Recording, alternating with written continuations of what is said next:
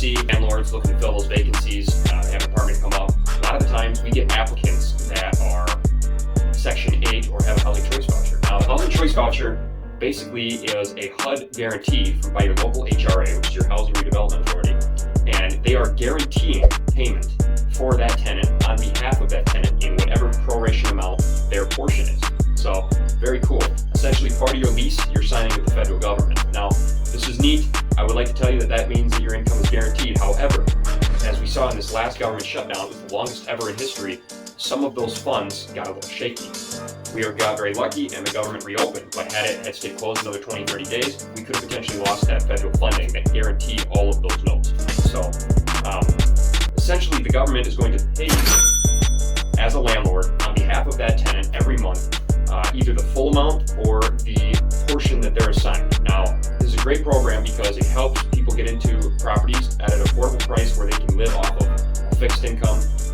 Typically these people can be elderly or living on fixed income. They can be potentially disabled. There's a variety of different circumstances where this assistance, this public assistance, can be good for these people to help house them. And it's important to know that you are doing business with the tenant and the federal government. So it's nice to have a buffer in between two.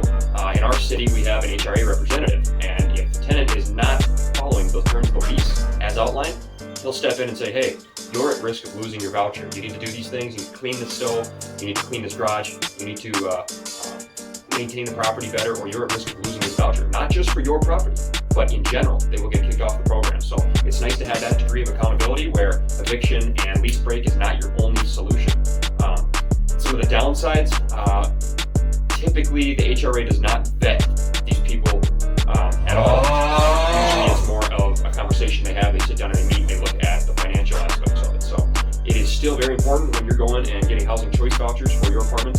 You need to do a light screening. Now, credit score and other financial related items are not going to be as big of a player when you're screening a housing choice voucher because they are being backed by the federal government, right? So the government is guaranteeing that you're getting paid.